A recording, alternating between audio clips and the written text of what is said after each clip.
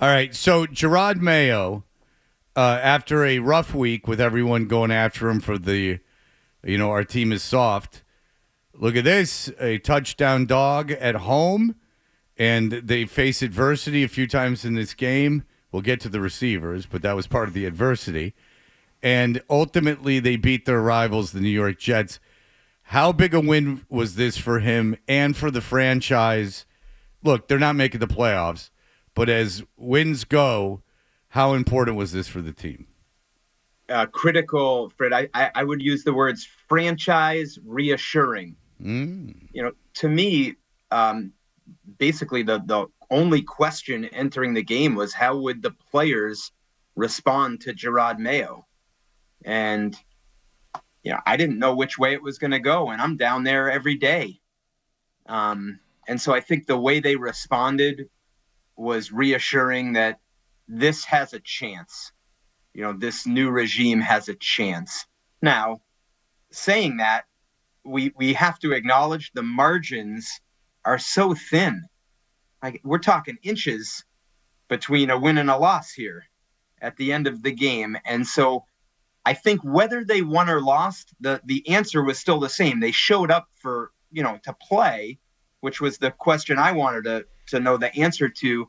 And then I think the second part of it is, the players the players needed like the reward. Like it's hard to keep coming back in each week when you lose three in a row, four in a row, five in a row, six in a row. And so nice for them to get the reward, even though the margin was that thin. Okay, so what? I mean, they certainly didn't look like a soft team yesterday. What were they doing differently than you haven't seen in other weeks? Now, they dropped a lot of balls. There's no Yeah. question. They dropped an interception. Was this more of, and this isn't any insult to the Patriots, but did this look like the Patriots went out and won this game, or it was a game between two pretty bad teams, and the Patriots did enough to win? Yeah, Fred, I think it's the second thing. I mean, the Jets were complicit in their demise. I mean, they were awful. And so I think we have to acknowledge that. At the same time, it's never like 100% one thing and 0% the other.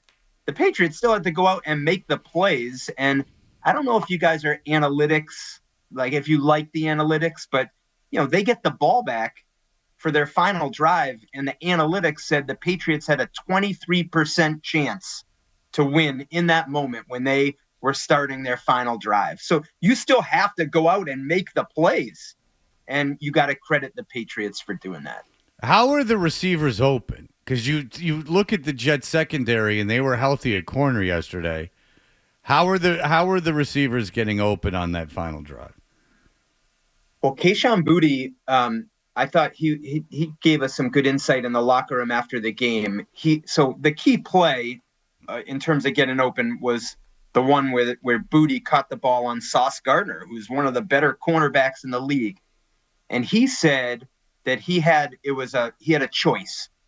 He could run um, a, a post, or he could just run the go. If I remember, Fred, off the top of my head, and he made the decision as the receiver at that point, based on the way Sauce Gardner was playing him, to run the post.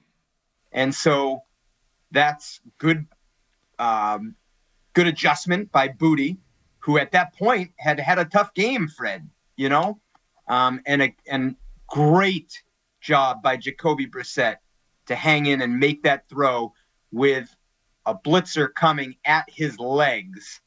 So it's just good execution in the critical moment. And I always go back to what Bill Belichick would say. He said his best teams would prove their physical and mental toughness by rising up in the critical moments in the game. And I thought that was a good example of it. It was a great example of Jacoby Brissett doing something in the moment, but I think everyone's question this morning is, we're going to see him again next week. Anything on Drake May, because he didn't leave the game immediately, which John and I were talking about this morning. Like, it's kind of a good sign that he got up and wasn't immediately whisked off to the tent or to the locker room. So what are you hearing? So Hardy, Gerard Mayo said after the game that he talked to him at halftime, and Drake wanted to go back in the game. So, when I heard that, that gave a little context as to like Drake wasn't like rushed off to the hospital. But the other thing is like concussions are tricky. I've learned that over the years, and you just have to really be patient and let it play itself out. There are plenty of examples of players who are diagnosed with a concussion in 1 week and they play the next week. And there's plenty of examples of players that are diagnosed with a concussion and they need multiple weeks. And so there's a 5-step process once you're in the protocol that you have to clear. And I don't want to bore the listeners or us with what the 5-step process is, but to sum it up, Hardy, like he'll have to be cleared by an independent doctor by the end of the week to be able to play Sunday in Tennessee. I honestly thought if you had told me before the game that Drake May was going to suffer concussion, I thought it would be when he was standing in the pocket and got blindsided because the offensive line didn't hold up. I don't know how you saw this, Mike, but I thought the offensive line might have had its best game of the season last night or yesterday. John, so, who would have thought at the start of the season that Vidarian Lowe would be such a key for them after what we saw last year? Getting him back at left tackle, to me, changes everything because it allows you to move Mike Onwenu to right guard.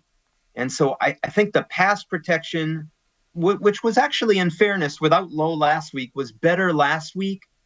They just look like a more capable line. And this was the first time that they've been able to play the same line that they have in a past week.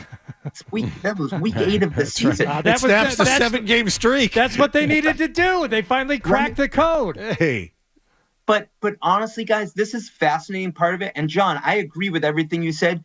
The first play I went back to look at this morning when the film of the, like the sideline angle and the goal line angle,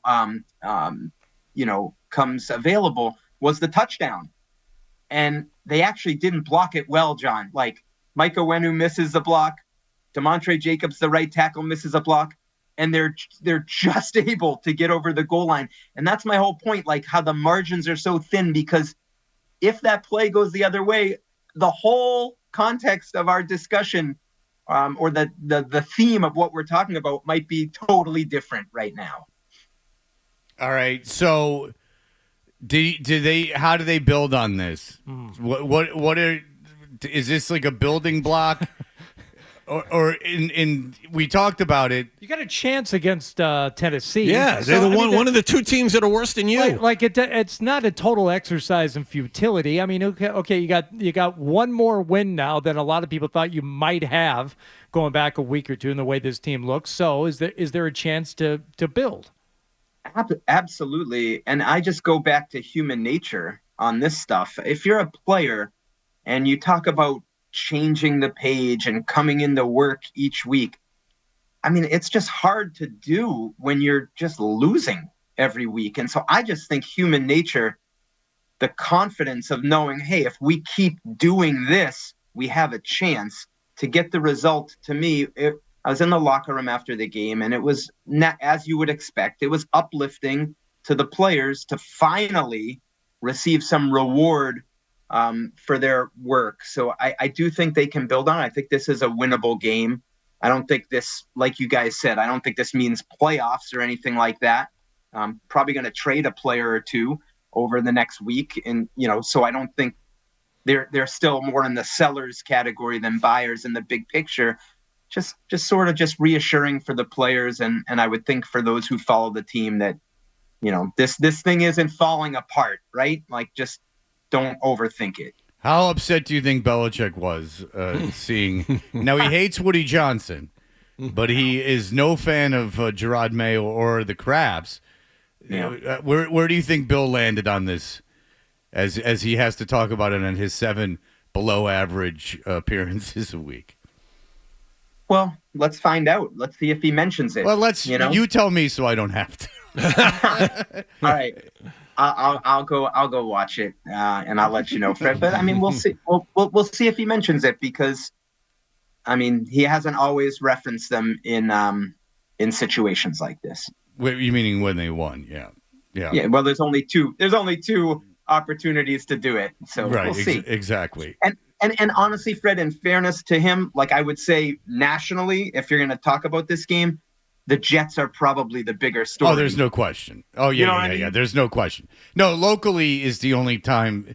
Yeah, I don't think that the soft stuff was a big national story based on, the Patriots aren't going to do anything this season. But, I mean, locally, it's a huge story because that's where it was made a big deal of. Did you think do you think when Gerard Mayo said this stuff about them being soft, we heard Tom Brady afterwards talk about, well, he was kind of defending Mayo. He's like, well, Belichick himself, who was critical of the statements Mayo made, had his own way of quantifying what made a team soft. And it was, being able to run the ball, being able to stop the run in special teams.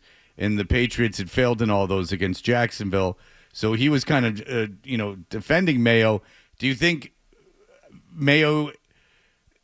that resonated more in the locker room than it did was met with outrage by the fan base? Well, so the whole topic, Fred, fascinates me on multiple levels. I would say I was in there for 4 days this last week, and I think the players said nothing he said is what he didn't say to them.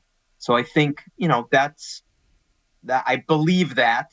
I do think the players felt like, or at least some of them felt like, the way it was delivered created more noise and a distraction around the team, and that's maybe a rookie head coach mistake.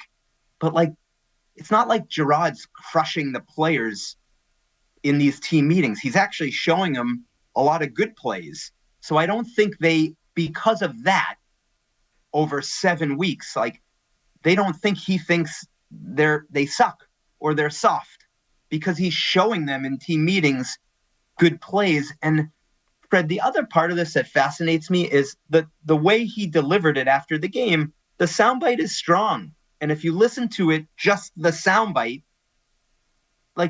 it does sort of hit you. But if you listen to the whole interview, he was asked later after that game in London, well, if you're saying the team is soft, what does that say about the coaches? And Gerard Mayo had said, well, it starts with me. And we've got to get it going. So it's not like he was bucking accountability or responsibility, but no one hears that because it wasn't part of that initial soundbite. Yeah, does that make sense? Yeah, the quick soundbite doesn't include the fact that he didn't absolve himself or the coaching staff from responsibility in this. That's right. And Hardy, he actually said, when he talked about them being soft, can't run the ball, can't stop the run, can't cover kicks. But when people talked about it, and I shouldn't say when people talked about it, but in general, I think that got lost in the overall discussion of how he was defining what a team that isn't soft does. Yeah. All right. Listen, thank you. Now you have a little momentum going into the big game against Tennessee. If you like that clip, and how could you not? Check out more videos from Toucher and Hardy here. Point slightly up and to the left. For more Patriots analysis and opinion, hit this playlist. Point slightly down and to the left. And for the latest from the Sports Hub, download at 985thesportshub.com.